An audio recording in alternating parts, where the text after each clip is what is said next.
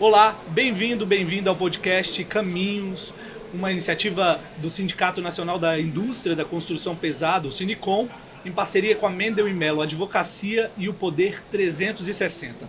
Hoje a gente está aqui diretamente do Rio Construção Summit 2025, que é o maior encontro da construção pesada e da infraestrutura no Brasil. Bom, no episódio de hoje a gente tem uma oportunidade aqui para conversar e discutir mais uma vez, como sempre, os grandes desafios da infraestrutura nacional e, ao mesmo tempo, enxergar as principais oportunidades desse setor que, enfim, está sendo reconstruído e recolocado de forma brilhante aí no cenário nacional. Hoje temos um convidado especial, especialíssimo, que é o professor Elias Jabbour, da UERJ, doutor em Geografia Humana pela USP e referência nos estudos sobre a China. O último livro dele é China, o Socialismo do Século XXI. Ele analisa ali como o planejamento de longo prazo e a força da engenharia transformam o país em potência mundial. No Caminhos de hoje, vamos discutir o que essa experiência pode ensinar para o Brasil, especialmente na relação com a China e no campo da infraestrutura. Ao meu lado, tenho aqui o diretor executivo Humberto Rangel, que vai dividir a condução e a apresentação desse podcast de hoje. Seja muito bem-vindo, Rangel. Obrigado.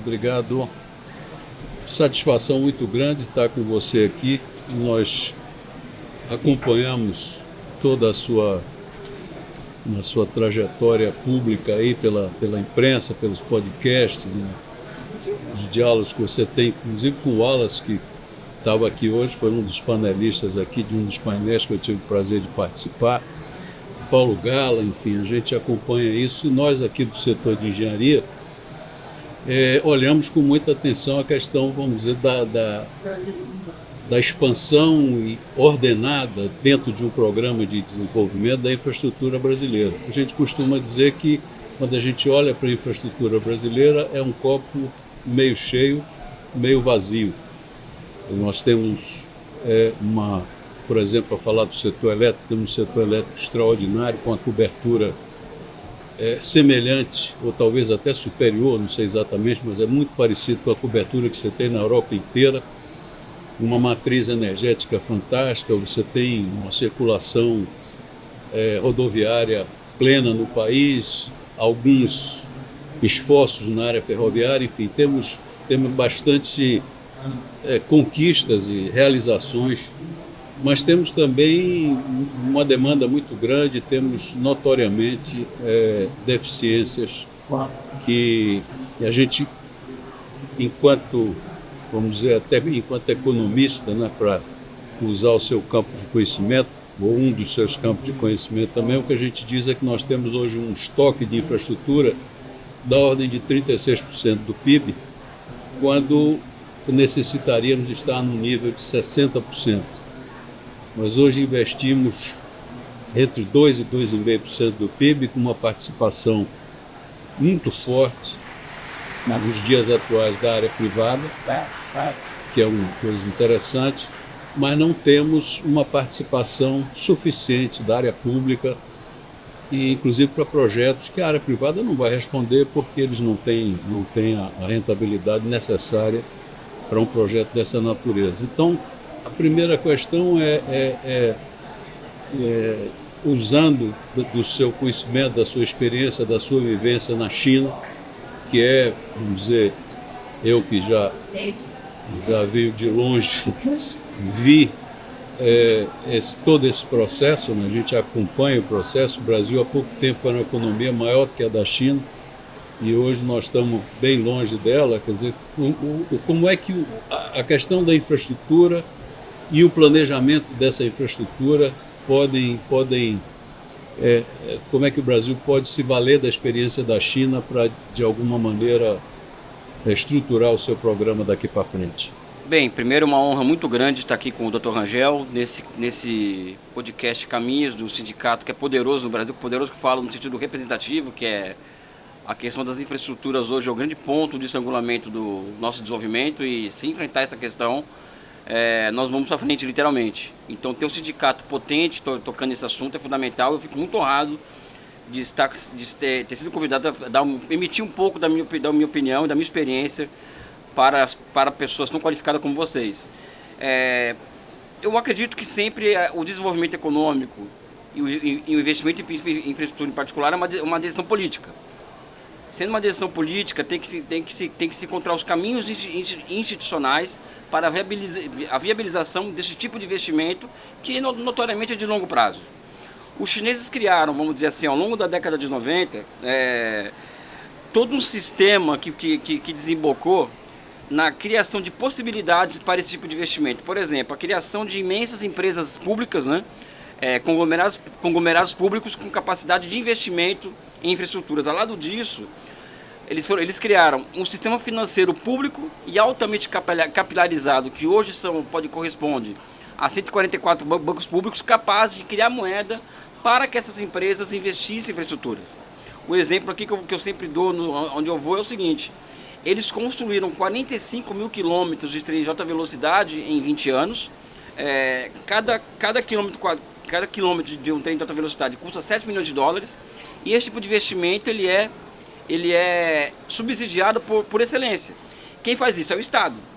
Através do que? De bancos públicos que criam moeda. E ao criar moeda tem que se criar uma contrapartida que é bens e serviços, ao lado de grandes empresas públicas, né, que são orientadas a esse tipo de investimento, né? E esse tipo de investimento não é um investimento em si mesmo, é um investimento que envolve ciência, tecnologia, inovação, como é o caso das infraestruturas de alta velocidade, como no caso dos trens. Existe um outro case também, que eu acho que é interessante para nós aqui no Brasil estudarmos, que são a da expansão metroviária. A China tem hoje 41 cidades com metrôs, sendo que Xangai e Pequim concorrem para ver qual que é a cidade que tem mais quilômetros de metrô no mundo, com uma característica, né? São metrôs altamente subsidiados, construídos por empresas públicas municipais e mais do que isso, né? São sistemas financeiros locais que financiam boa parte do empreendimento. Por exemplo, o Banco de Xangai, que é o Banco de Investimento de Xangai, não é? Ele é o responsável por 56% do investimento no metrô de Xangai, ou seja, é banco local criando moeda, vamos dizer assim, para a construção de infraestrutura local. Então, o que nós podemos aprender com os chineses nesse aspecto, qual é? Primeiro, a questão política, ou seja, a decisão política de fazer esse tipo de investimento e criar um sistema nacional que envolve empresas públicas e privadas orientadas a investimentos em infraestruturas e também um sistema financeiro público que seja muito maior e muito mais capilarizado do que esse que nós temos aí, né? Eu acho que banco e empresa é um casamento fundamental afora a decisão política de se investir nesse tipo de empreendimento, né? Elias, você fala aí da China, a gente logo vê que existe planejamento, né? Existe muito planejamento, existe muita estratégia. Eu queria uma análise sua de como que o Brasil se posiciona em relação a isso. O Brasil, quais são os riscos de não termos uma estratégia clara na relação com a infraestrutura? Olha, primeiro que o Brasil não tem estratégia nenhuma, na minha opinião, desculpem a minha honestidade. Nós temos uma não estratégia, né? Vou dar um exemplo aqui, um exemplo muito particular assim que eu tenho falado por aí. Está se falando muito nas rotas bioceânicas, né? Ou seja, que esses corredores ligando o nosso litoral ao litoral do Peru, por exemplo, né? Que nada mais são do que corredores de exportação. Eu acho que são investimentos que devem chegar aqui, temos que dar boas-vindas, etc., mas não resolve o nosso problema. Por quê? Porque o Brasil está com um problema de estrangulamento nas nossas infraestruturas datado de 40 anos. E o que aconteceu em 40 anos no Brasil? Aquilo que o Getúlio fez, que o Juscelino Kubitschek fez, que os militares fizeram, que foi conectar o Brasil através de uma grande malha rodoviária, ou seja, conectar os mercados internos brasileiros, né? Foi uma obra gigantesca que foi feita, só que foi uma obra que foi destruída nos últimos 40 anos. Então nós temos um problema muito claro hoje, Dr. Rangel, de soberania nacional. Por quê? Porque as nossas infraestruturas que são responsáveis por ligar os nossos mercados internos foram destruídas e não estão sendo recompostas, né? Então acho que esse é o primeiro grande problema. Se os chineses quiserem investir no Brasil, na minha opinião, devem ser direcionados para investir em infraestruturas orientadas a conectar os mercados regionais brasileiros, né? Então o risco que o Brasil corre é o seguinte: nós investimos em infraestruturas investimos em ferrovias, recebemos investimentos dos chineses, por exemplo, que é um dos países interessados, né? Mas são investimentos orientados para o ganho no curto prazo, que é o quê? Corredor de exportação, para exportar soja, minério de ferro e não conectar o mercado nacional, por exemplo, que é muito mais importante. Então falta planejamento no Brasil hoje para orientar os investimentos, tanto internos quanto externos, para a conexão dos nossos mercados regionais. E só mais um ponto que eu queria trazer aqui, em cima disso que se coloca, que é o seguinte: o Brasil precisa urgentemente reconstruir aquelas cadeias produtivas que vocês representam, que foram destruídas pela Operação Lava Jato. Né? Eu acho que deveria ser um motivo de comoção nacional. Nós temos uma indústria de construção pesada no Brasil, construída por 2 a 3 gerações de brasileiros, né? Que foi praticamente destruída nos últimos anos, né? E nós não temos no centro da pauta como recuperar essas empresas, ou como torná-las protagonistas na integração regional brasileira e na integração da América do Sul. Né? Então, esse é um outro ponto que eu quero trazer, porque não é somente investir em infraestruturas, acho que é reconstruir toda a cadeia produtiva nacional que foi destruída pela Operação Lava Jato. Desculpa falar mal da Operação Lava Jato, né? É uma opinião pessoal minha, pode ser que não, mas que foi destruída nos últimos 10 anos. Né? Então, acho que essa também é uma pauta de planejamento que tem que ser abordada, porque muitas vezes falando de investimento em infraestrutura, mas da porta de saída para a porta de entrada. Né? Nós temos que falar primeiro, na minha opinião, de recompor essas cadeias produtivas, para depois observarmos um planejamento mais sofisticado e estratégico, visando a recomposição do nosso estoque de infraestruturas. Né?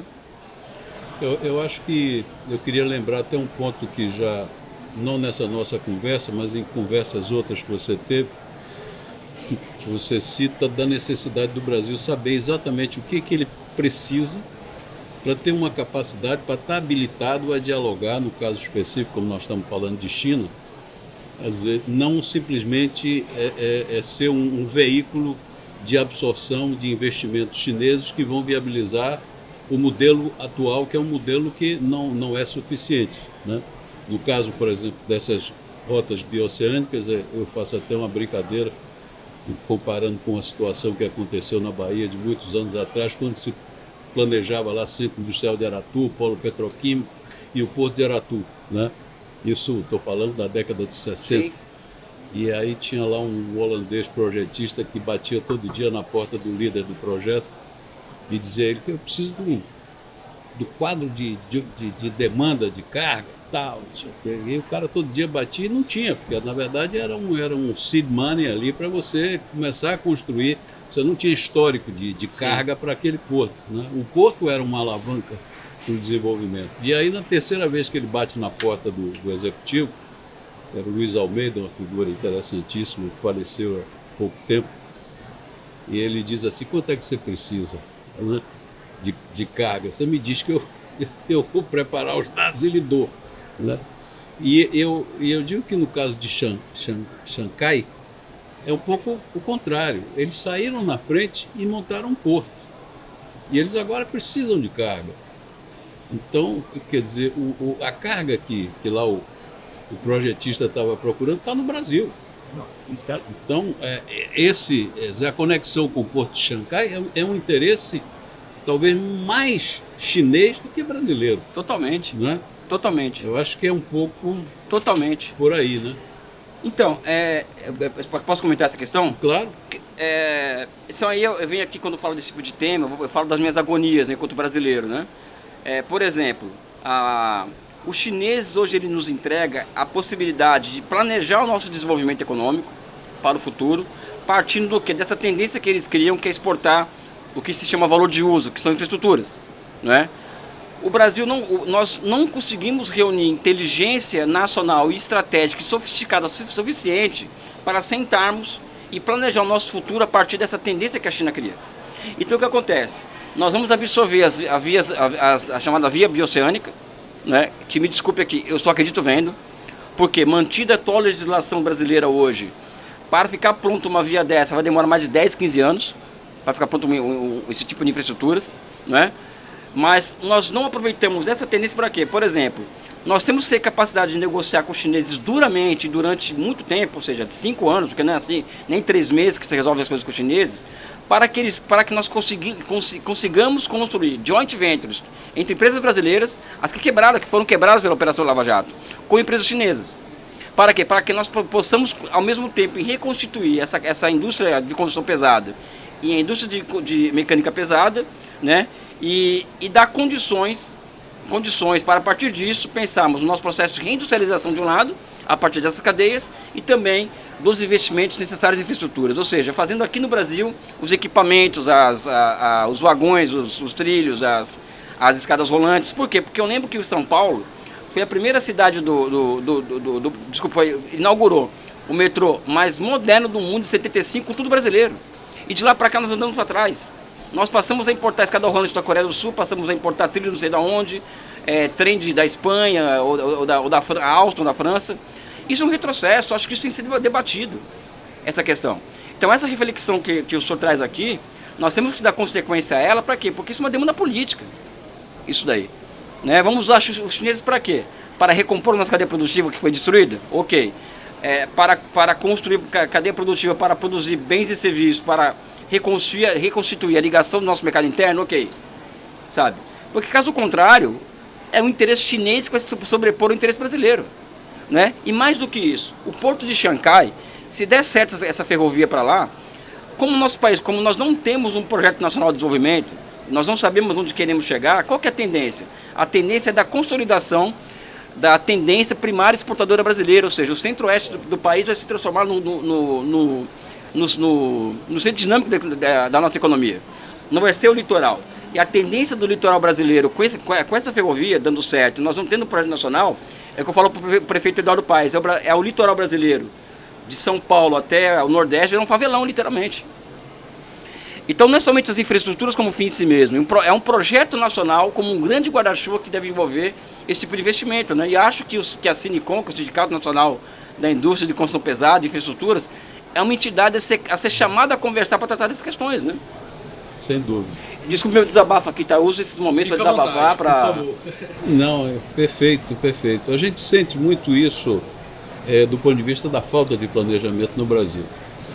Eu penso, quer dizer, a China vai dar algumas pautas, mas obviamente que o modelo político, toda a história da China, e embora ela seja hoje uma economia capitalista também e tal, mas não é uma adaptação automática. No caso do Brasil, nós temos que ter meios e modos, já tivemos no passado, como você disse, tanto a nível físico, de capacidade de produção, né? Você vê, São Paulo era, né, toda a indústria de base do Brasil estava lá.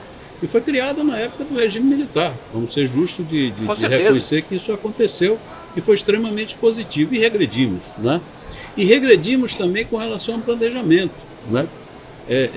Que vamos dizer, a espinha dorsal de um processo como esse tem que ser uma definição de rumos, né? Que hoje nós estamos muito acanhados com relação a isso. Chegamos a ter momentos em que o Ministério do Planejamento foi simplesmente riscado do mapa, passou a ser um apêndice de um grande Ministério da Economia, na verdade, e com uma expectativa de que a economia vai se organizar por si própria, os mercados livres vão ser. Então a gente tem que buscar um equilíbrio com relação a isso.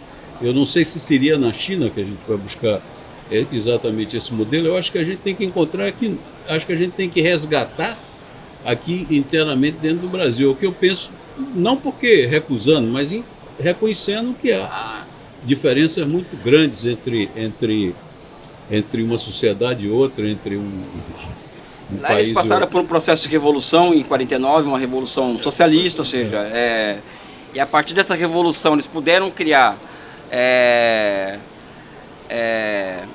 seus esquemas de desenvolvimento a partir de seus esquemas geopolíticos próprios, ou seja, eles conseguiram independência nacional suficiente para terem as suas próprias estratégias de desenvolvimento, ou seja, é outra coisa, né? O que nós podemos absorver, assim, que eu acho que é interessante, né?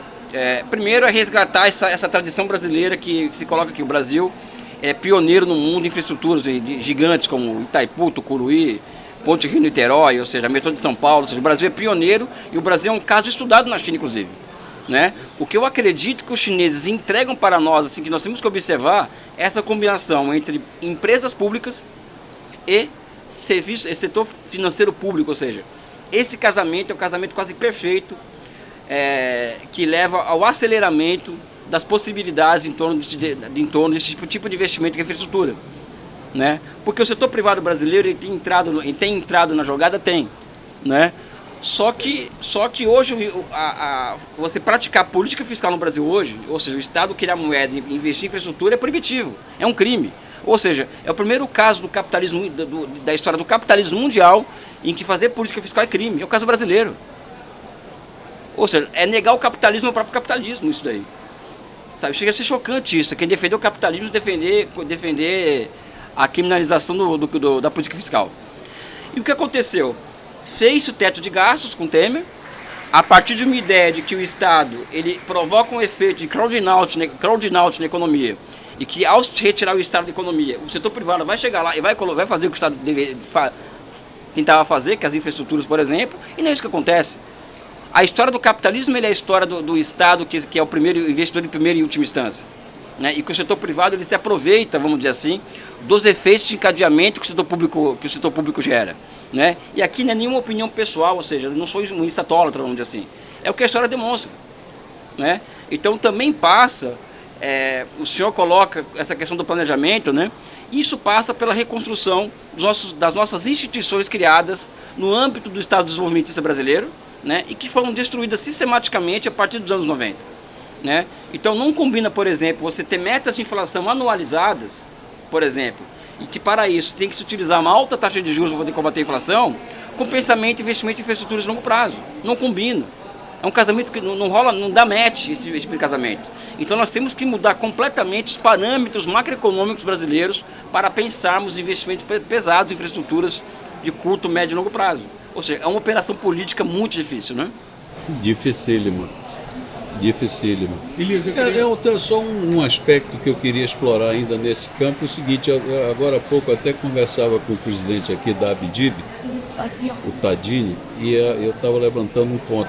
Nós estamos vivendo um momento, todas as gerações, a todo momento, nós estamos vivendo um momento histórico especial. Verdade, sempre, todos os momentos históricos são, mas nesse momento você tem uma revolução tecnológica tão intensa, tão transformadora, que eu imagino que, por exemplo, uma questão que é importante discutir, o tamanho do Estado, e não é nem só o tamanho do Estado, o Gianetti fala muito nisso, o Brasil, não é que o Brasil gasta muito, o Brasil gasta mal, né? Quer dizer, você tem um Estado, então se você pegar os indicadores, olha, o custo do Estado em relação ao PIB está dentro da média, aquele negócio, você está com a cabeça na geladeira e o pé no fogão, está com a temperatura média ótima, né? Então eu acho que o Brasil gasta mal, e talvez a gente tenha nesse momento uma oportunidade face à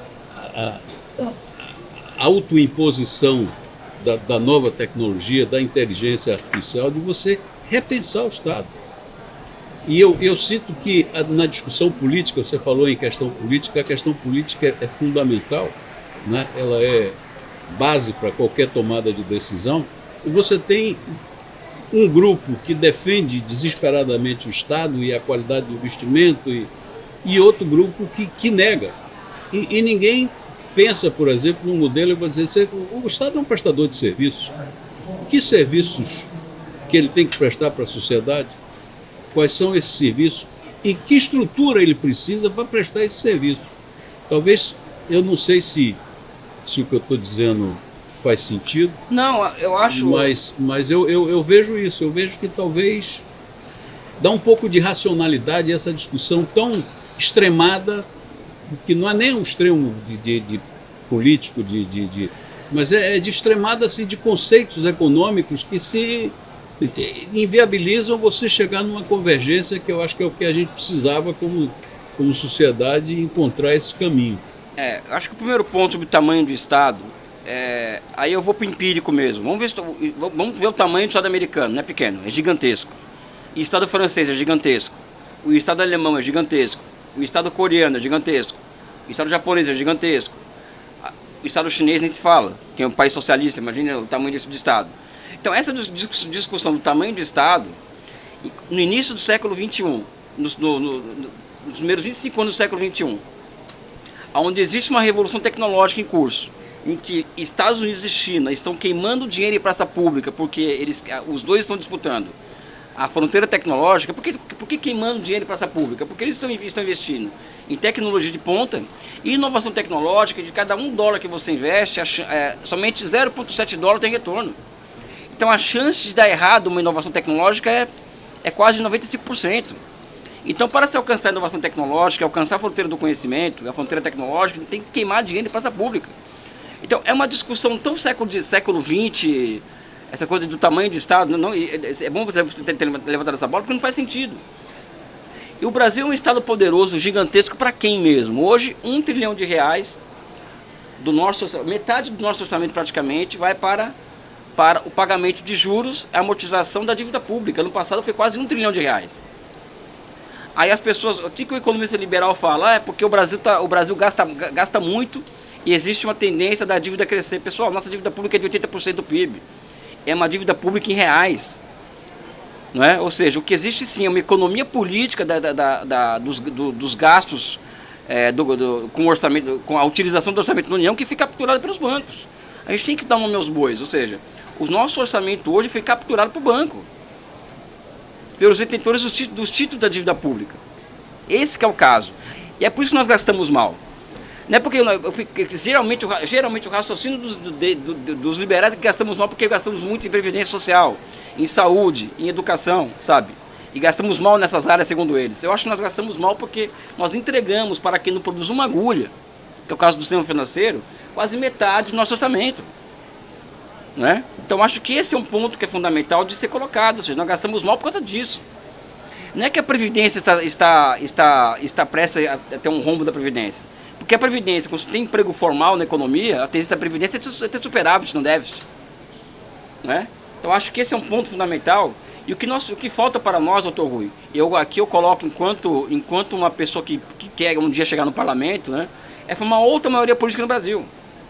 Essa outra maioria política que a Sinicom tem que fazer parte, é uma maioria política que é convencida do seguinte: esse país precisa gastar muito dinheiro em infraestruturas. Esse dinheiro não vai sair do orçamento, vai sair de um sistema financeiro público, que essa é uma outra discussão que é meio que é infantilizada.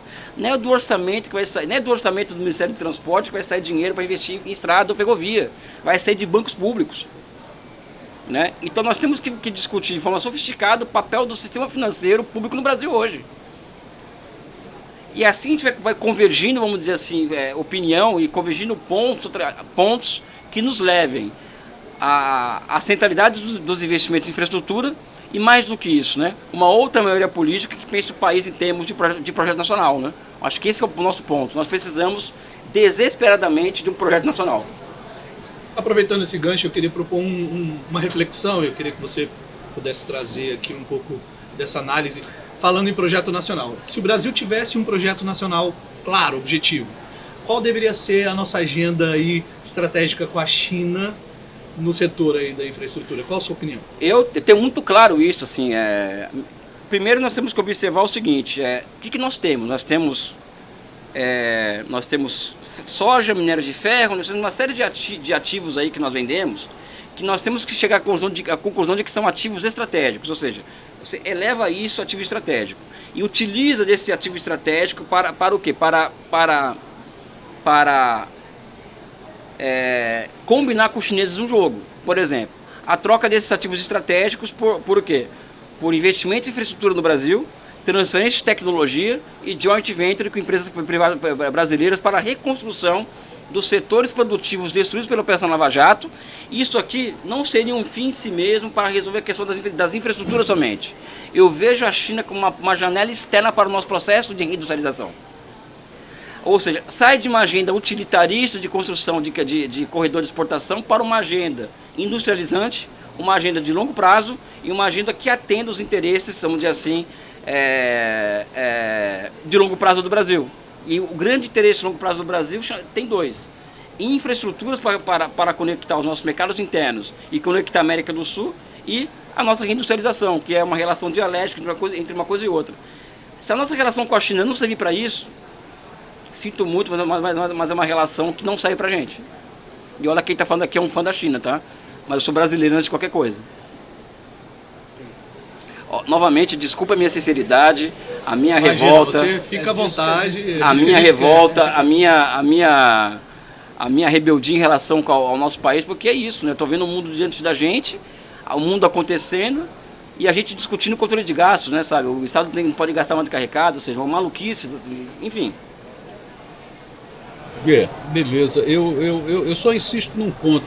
Eu acho até como contra-argumento, eu sei que essa questão, vamos dizer, da qualidade gasta muito, e obviamente é que o gasto de rolagem da dívida, que é uma dívida nacional, denominada em reais, então não é uma situação completamente diferente. Essa dívida poderia ser até um funding para você, né? Em vez de você estar gerando só juros e isso, você poderia estar financiando projetos de desenvolvimento. Nós temos aí 1 trilhão com um potencial de estar posto a serviço de projetos de desenvolvimento que não estão. Mas eu acho que essa questão da eficiência do Estado, ela existe, até do ponto de vista da empresa de engenharia. Claro. Para você colocar em marcha um projeto de engenharia hoje no Brasil, em termos de licença ambiental, licenças de toda a natureza, você tem um período, um prazo de maturação que chega a quase 1 ano. Tá certo? Você tem um desaparelhamento, por exemplo, na área ambiental, você tem um total desaparelhamento, quer dizer, você entra numa fila e acaba, quer dizer, os cuidados ambientais acabam sendo de uma forma ou de outra. Quando eu falo em qualidade de gasto, não é para você deixar de fazer e prestar determinado serviço, é fazer bem no tempo certo, que viabilize os projetos. Então, aí eu acho que a gente pega, por exemplo, o setor educacional no Brasil, eu não tenho os números na cabeça. Achei chocante. A Universidade Brasileira, ela cresceu, se multiplicou e tal. Agora você vê a dissociação entre a universidade e o setor produtivo. Então, eu acho que, sem dúvida, apesar de eu reconhecer e concordar com você com relação ao problema maior, que é o problema de rolagem da dívida, mas eu acho que a qualidade da máquina pública brasileira é péssima. É péssima. Não, isso aí, e ela pode melhorar. E se você entra numa discussão como essa, você talvez tenha um caminho político mais fácil. Reconhecer isso, e eu acho que as pessoas que defendem o Estado e se recusam a reconhecer que o tamanho do Estado é o obstáculo para o desenvolvimento, acaba que alimentando esse outro lado, fica um debate de surdos. Então, eu acho que talvez tivesse essa discussão, pudesse levar a uma convergência. Você que está querendo ir para a Câmara Federal e eu vou transferir meu voto aqui para botar meu título aqui para botar em você. Mas eu acho que essa discussão, nós hoje temos uma discussão política de péssima qualidade. Se é que temos uma discussão política, temos uma discussão de desaforos, né? Muito mais do que uma discussão política. O senhor está falando um ponto, primeiro que não tem nenhuma contradição entre nós aqui, da sua afirmação anterior e a minha resposta, não tem nenhuma contradição. E vou mostrar por quê. Hoje a burocracia estatal brasileira, ela é um produto dos marcos institucionais criados durante o processo de estabilização monetária, década de 90, que, portanto, é hostil ao desenvolvimento econômico, é hostil ao gasto, é hostil ao crescimento econômico. E isso que reflete o quê? Em uma legislação ambiental que existe, que está aí, ninguém aqui é contra a natureza, tá, pessoal? Só que ela é proibitiva ao processo de desenvolvimento. Acho que o senhor ficou um pouco receoso de falar isso, mas eu posso falar. A legislação ambiental brasileira, ela é hostil a qualquer projeto, vamos dizer assim, de reunificação do mercado interno nacional a partir de grandes, de milhares de quilômetros de ferrovias no Brasil. Né? Hoje, a licença ambiental para uma ferrovia ligando Porto Alegre até demoraria 10 anos para sair, eu acho. Tamanha dificuldade. Ou seja, é uma burocracia que está aí para quê? Para que o Brasil não se desenvolva. Temos que falar a verdade. Acho que estamos num momento que tem que parar de meia verdade. Ou seja, nós queremos proteger o meio ambiente, nós somos os mais interessados nisso, não é? Mas não vai ser uma legislação que trava o nosso processo de desenvolvimento econômico, né? que vai resolver essa questão ambiental.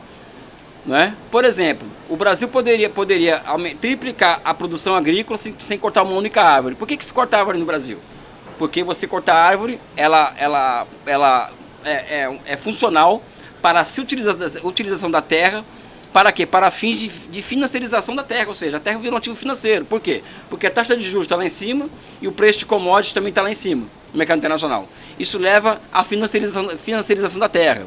Ou seja, o maior responsável hoje do desmatamento ambiental no Brasil não são investimentos em infraestruturas, e sim a nossa política macroeconômica que torna inviável o investimento produtivo, né, e torna mais viável e líquido o não investimento, cortando árvore e utilizando a terra como reserva de valor. Ou seja, esse que é o X da questão. É esse tipo de debate que a sociedade brasileira vai ter que fazer, e eu, como uma figura de esquerda que me vejo, né, falta para a esquerda brasileira, vou falar do meu campo político, um pensamento nacional e sofisticado sobre essas questões. Não é? Desculpe novamente o meu desabafo. Não, perfeito, perfeito. Quer dizer, eu acho que a falta de projeto nacional ela é uma realidade que ataca os dois campos. Talvez até a direita tenha mais um projeto nacional, porque dá sequência ao que ela está encontrando hoje, né, como ideal. Né? Uma para aqui, outra para ali, não há nenhuma, mas quem quer, vamos dizer, um enfrentamento mais amplo é que tem a obrigação de sair na frente e mostrar esse projeto que a gente desconhece nesse momento. Né? Eu estou aqui para isso, sabe? Vou ser muito honesto, doutor Rangel. O dia que a Sinicom me convocar para ir em Salvador para falar sobre isso, e para tratar de projeto nacional, eu vou lá falar sobre isso. Eu virei quase como missionário, desde que eu voltei da China, dessa necessidade de um projeto nacional estratégico que inclusive una contrários. Ou seja, forma-se uma maioria heterogênea no Brasil, que não é somente o PT ou o PCdoB, não. Existe gente no campo da direita que tem uma visão consequente em relação ao Brasil. Não é? Eu não tenho nenhum preconceito com quem não pensa igual a mim, muito pelo contrário, eu quero unir o diferente para tentar construir um projeto de país, porque senão o Brasil vai ser engolido nessa nova ordem mundial que está nascendo. Desculpa que não estou esticando a corda não, se o Brasil não se reorganizar em 5, 6 anos, nós vamos perder completamente o bonde da história. Né? Essa que é a verdade. É só a gente ver a velocidade com que a revolução técnico-científica está acontecendo no mundo hoje. A velocidade da resposta que os americanos estão dando à sua perda de hegemonia. E a gente aqui discutindo se está gastando mais, está gastando menos, a dívida pública está muito alta, né? Qual vai ser a próxima reunião do Copom, para onde vai a taxa de juros, a 16 ou a 14, ou seja, o nível de discussão está muito rebaixado no Brasil. Verdade. E é por isso que eu acho que essa iniciativa da Sinicom de fazer esse tipo de debate é louvável. Isso tinha que se virar uma onda no Brasil, esse tipo de debate, né? Eu queria acrescentar uma questão, né, que é a da falta de mão de obra qualificada, ou mão de obra geral que o setor vem passando. Como que você enxerga isso e qual seria a solução para a gente resolver essa... Eu vou usar o super trunfo do seguinte: quando não se tem projeto nacional, você tem um efeito, qual? Esse que o Dr. Rangel colocou. A falta total de conexão entre universidade e setor produtivo. Isso é um sintoma grave da falta de um projeto nacional. Um outro sintoma grave é o quê? O Brasil tem uma demanda absurda por infraestruturas no país, muito grande, e não temos mão de obra qualificada. Por quê? Porque fez-se acreditar que quem ia resolver essa questão é o mercado. Como é o mercado que vai resolver essa questão, né? E se não resolveu porque não apareceu o problema, então está tudo certo, né? Ou seja, nós temos que começar a ter coragem de falar as coisas que não se tem coragem de falar. Entregaram para o mercado essa questão, está aí. Não tem mão de obra hoje para qualificada hoje com condições de tocar esse tipo de coisa. Entregaram para o mercado, por exemplo, uma série de coisas que está aí, não acontece. Não criminalizaram o gasto público. O Temer, quando fez o teto de gasto, não foi dizendo que, olha, agora vai vir o setor privado que vai resolver? Veio? Não veio. Quando, por exemplo, um outro tema que se relaciona com isso, a questão da CLT no Brasil, a reforma trabalhista, não falaram que ia melhorar a qualidade de emprego no Brasil? Não prometeram isso, que agora o trabalhador ia ter... O que aconteceu com a massa salarial no Brasil? A massa salarial caiu em relação ao PIB. Ou seja, nós estamos caindo num conto de fada de que o mercado vai resolver tudo, né? E de que tem que tirar o Estado de tudo, que está levando o Brasil para o abismo. Não é? Esse que é o ponto. Vê se os americanos, por exemplo, abrem mão do estado deles. A Alemanha, a França, a China, a Coreia. Né? Aqui no Rio, doutor, eles falam o seguinte, a questão de que nós temos uma vocação no Rio de Janeiro a grandes eventos, uma vocação... Eu falo para o prefeito, né? Falei, prefeito, todas as cidades do mundo têm uma vocação. Nova York, Paris, Roma, Pequim. Mas vê se essas cidades abrem mão do sistema financeiro delas, abrem mão da indústria delas, abrem mão do serviço tecnológico delas. O Brasil quer apostar na vocação, mas abrindo mão de tudo isso. Não é? Enfim, é isso, né? Verdade, verdade. Bom, eu acho que agora a gente já está partindo aí para os momentos finais. Eu queria que... A gente está aqui no Rio Construção Summit 2025. Queria que você deixasse aqui um recado, uma mensagem para os líderes, profissionais e estudantes que estão presente aqui no Summit. Sobre o papel da engenharia, como o caminho para soberania e o desenvolvimento, qual é a sua mensagem? Eu tenho uma visão muito objetiva em relação a isso. Sem engenharia não existe país. Sem engenharia não existe nação moderna sem engenharia. Esse é o ponto. A engenharia é a alma de uma nação. Uma nação que não pensa através dos seus engenheiros é um país que não tem razão de existência. Então eu acredito que os engenheiros brasileiros hoje que tenham um mínimo de consciência nacional, eu peço que nos ajude a pensar esse país em termos de projeto nacional de desenvolvimento. E essa minha fala é quase que desesperada, porque como eu disse aqui, se o Brasil não se reorganizar nos próximos anos, nós vamos perder literalmente o bonde da história. E vamos ver muitos engenheiros largando engenharia para virar o quê? Mercado financeiro, ou em casos extremos ir para o Uber, que é o que acontece no Brasil hoje. Já estamos vendo isso. Então acho que o meu recado final é o recado final de nos unirmos em torno da necessidade premente da construção do gigantesco projeto nacional de desenvolvimento, sendo redundante, algo do tamanho do Brasil. Acho que esse não teria como sair daqui sem dar esse recado. Humberto. Muitíssimo obrigado.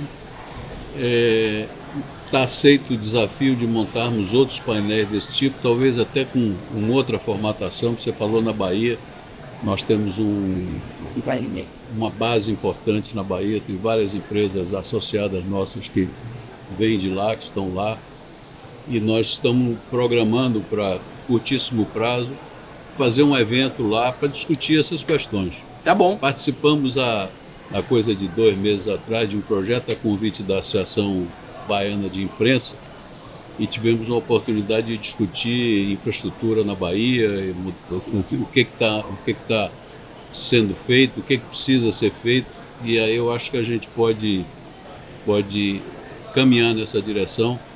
Não vai haver oportunidade para a gente estar junto. Não, eu quero estar junto de vocês o tempo inteiro. Tá. Viramos parceiros agora. Obrigado. Agradecer demais aí tua participação e até breve.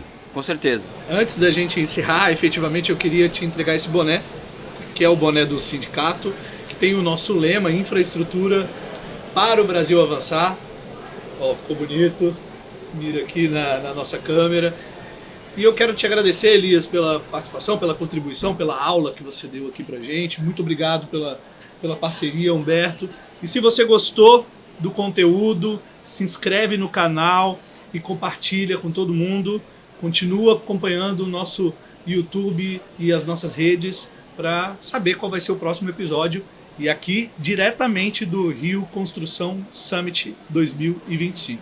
Até a próxima. Muito obrigado.